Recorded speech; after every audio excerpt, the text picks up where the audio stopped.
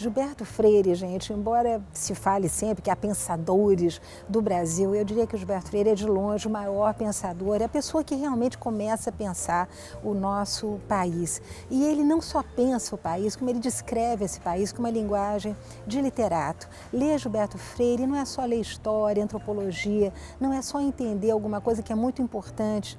Nós somos um país mestiço, nós somos um país de sinergias e ele mostra como nós aprendemos essas sinergias culturais justamente convivendo com índios, com africanos e com europeus de toda a sorte que vêm para o Brasil.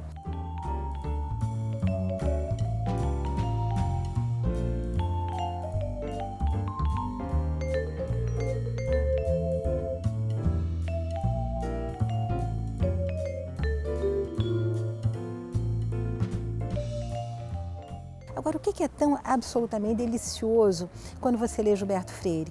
É que você entra nas casas, você vê os móveis, você sente o cheiro das panelas, você ouve o canto que era cantado ou numa missa, ou então um canto de trabalho num eito de escravos, você sente o peso dos instrumentos que eram utilizados, você conhece palavras novas, é um mundo absolutamente fantástico que valoriza a nossa cultura e que nos traz orgulho de sermos brasileiros. É uma história absolutamente fantástica que se lê como um romance. Eu leio Gilberto Freire para aprender não só a história do Brasil, mas para aprender a escrever. Quem gosta de ler e de escrever tem que ler Gilberto Freire, uma grande figura, esse nosso pernambucano de Apipucos, que morou nos Estados Unidos, conviveu com grandes intelectuais americanos e nunca quis deixar o Brasil. Isso é importante. Ele tinha um apego não só ao seu país, mas ao seu pequeno Recife, essa cidadezinha pela qual ele circulava de bicicleta, ia para a casa de um pai de santo, ia comer, enfim, a comida que era feita por uma senhora, filha de escravos, lá numa das pontes de Recife, visitava as igrejas, participava das festas de São João, sabia todas as modinhas, conhecia todas as formas de falar, circulava do alto a baixo da sociedade. Quer dizer, ele nos ensina uma maneira de sermos também pensadores do Brasil. Não basta ficar de salto alto na universidade, dizendo que leu 500 livros. É preciso viver o Brasil, para escrever o Brasil da maneira como ele escreve e nos transmitir esses sentimentos todos de curiosidade, de interesse, de paixão, de vida que os livros dele nos trazem.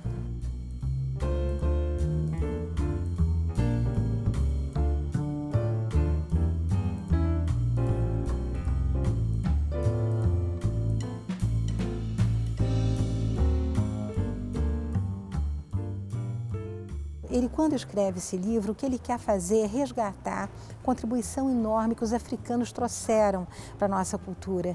E ele vai fazer isso de uma maneira absolutamente fantástica, mostrando como desde instrumentos, criatividade, engenhosidade, operosidade, como tudo isso vem da África e como africano, que muitas vezes deixa reinos, cidades maiores do que a própria cidade de Londres do século XVIII para vir para o Brasil, como essas pessoas que eram detentores de saberes que os portugueses ignoravam, saberes em relação ao ferro, saberes em relação à medicina tropical, são esses senhores, né? Nós os escravos, que estávamos aqui apanhando feito boi ladrão, mas eles é que trarão como senhores esses saberes e esses saberes então vão ser passados para mamelucos, brancos, índios, portugueses, holandeses, ingleses.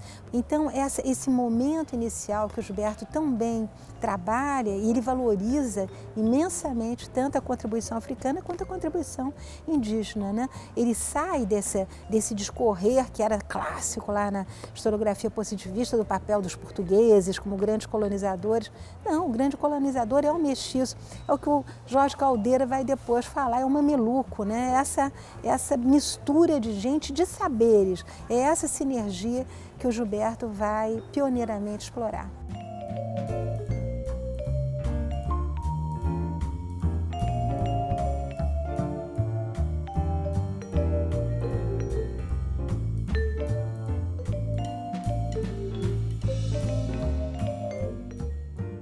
Eu acho que a grande lição que o Gilberto nos ensina é justamente dos vários Brasis. E o Gilberto nos arrasta para esses lugares, ele nos faz ver a imensidão desse país, a complexidade desse país, né?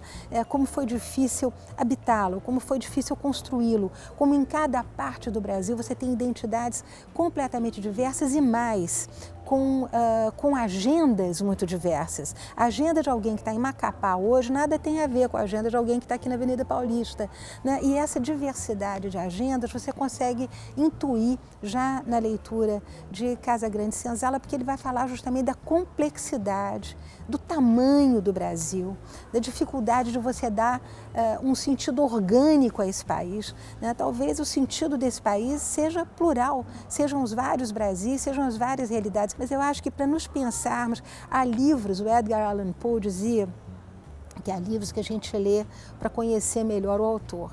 E há livros que a gente lê para se conhecer melhor. Eu acho que Casagrande Senzala é um livro que a gente lê para se conhecer melhor.